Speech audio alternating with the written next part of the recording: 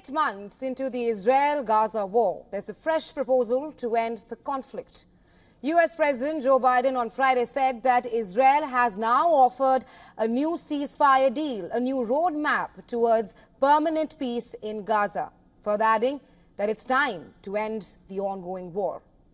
The three-part proposal put out by U.S. President Joe Biden includes plans for a ceasefire, surge in humanitarian aid, exchange of hostages, and also a post-war plan for Gaza. Well, it is a three-part proposal which begins with immediate 6-week ceasefire in which the Israeli Defense Forces would withdraw from the populated areas of Gaza. The first phase would also include the exchange of Israeli hostages for Palestinian prisoners and supply of 600 aid trucks every day. In the second phase, Israel and Hamas would negotiate terms for a permanent ceasefire to end the hostilities. And the final phase would include a major reconstruction plan for Gaza with international support.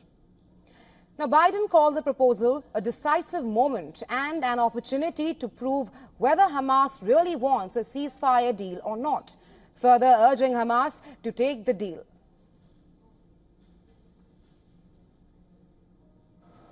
This is truly a decisive moment. Israel has made their proposal. Hamas says it wants a ceasefire. This deal is an opportunity to prove whether they really mean it. Hamas needs to take the deal. For months, people all over the world have called for a ceasefire. Now it's time to raise your voices and demand that Hamas come to the table, agrees to this deal, and end this war that they began. After Biden's remarks, Hamas issued a statement saying that it welcomed Biden's call for a permanent ceasefire and will consider it positively. The militant group had earlier informed mediators that it would agree a comprehensive truce agreement, including a hostage prisoner swap, if Israel halts its aggression. However, Netanyahu further clarified that the transition from phase 1 to phase 2 was conditional and crafted to allow Israel to maintain its war aims, which is to eliminate Hamas and return of all the hostages.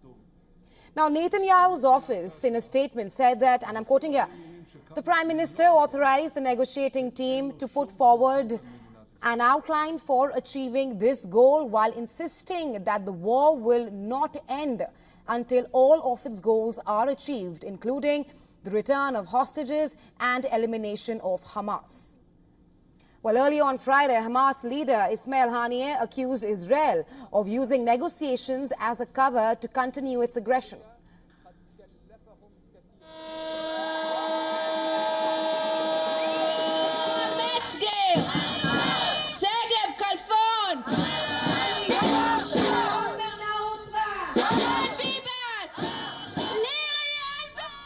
An earlier hostage proposal put forward this year called for the release of sick, elderly and wounded hostages in Gaza in exchange for a 6-week ceasefire coupled with aid delivery in Gaza. However, that proposal had fallen through after Israel refused to agree to Hamas's demand for a permanent end to the ongoing war and then ramped up an assault on the city of Rafah in southern Gaza.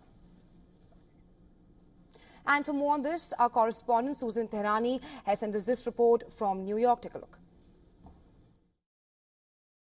On Friday, U.S. President Joe Biden addressed two issues, starting with the conviction of former President Donald Trump, emphasizing that the verdict against him upheld the principles of law and that, quote, no one is above the law.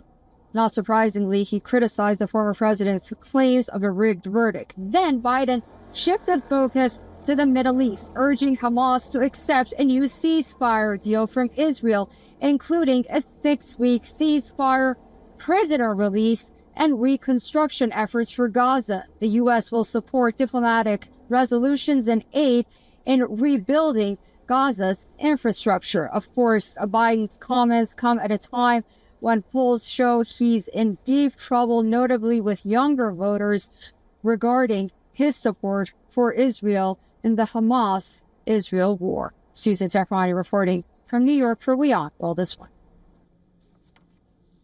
To get you more on this, we're now being joined by Glenn Carl, who is a former national intelligence officer from the CIA and national security and foreign policy expert. He's joining us live from Boston. Welcome to the show, Mr. Carl. I want to first start by asking you that U.S. President Joe Biden has said that Israel has offered a comprehensive new ceasefire deal to Hamas. It is a three-part proposal. While the plan includes many of the details from previously ultimately failed round of talks, how different is this proposal from the previous ones offered? Well, I think you teed it up well. I don't know that it is profoundly different, actually. I think what is different is that President Biden and the United States are, by announcing this and calling for the ceasefire and the peace plan, increasing the pressure on Israel as well as on Hamas. Neither side in the plan would get everything that it is seeking, which is the situation and really any negotiation that is agreed upon. But to me, it addresses or seeks to address, to some extent, President Biden's domestic pressures from the Democrats, really, to bring more pressure to bear on Israel to stop the war. And yet it doesn't go as far as Israel wants, because it will allow, or it's mute on who will rule Gaza after the plan is implemented, if ever were implemented. So I see it as a domestic step, but a step to increase pressure on Israel also. They call it Israel's plan, and parts of the Israeli government support this kind of initiative. But the far right within the cabinet of Netanyahu already has said that they will not stop until Hamas is eliminated. And Netanyahu himself has said that. So it's pressuring, addressing domestic American concerns, pressuring Israel a bit, and offering no one everything, which is probably wise, because that's not negotiation otherwise. Right. Mr. Carl, you speak of how this proposal does not offer everything to all the parties here. Do you think that this proposal, to become a deal, it has a higher likelihood of success than the previous ones?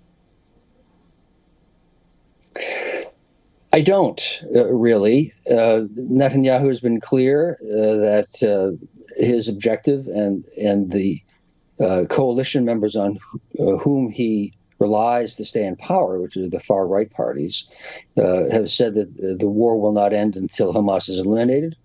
I've assessed from before Israel went into Gaza that, and many others have too, that it's not possible to destroy Hamas unless they virtually kill, well, not every Palestinian, but many more than they have already, which would be catastrophic not only for the Palestinians, but for the Israelis too, as we're seeing progressive loss of support worldwide for Israel as the war continues.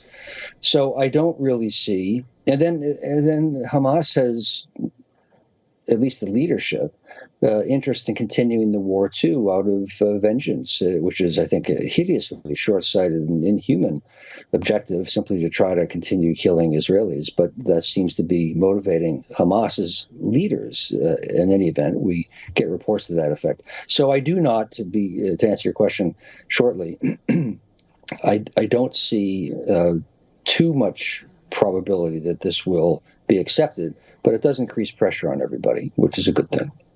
Right, Mr. Carl, just to add to the point you made there, that Netanyahu has been adamant that the war can only end after Hamas is eliminated.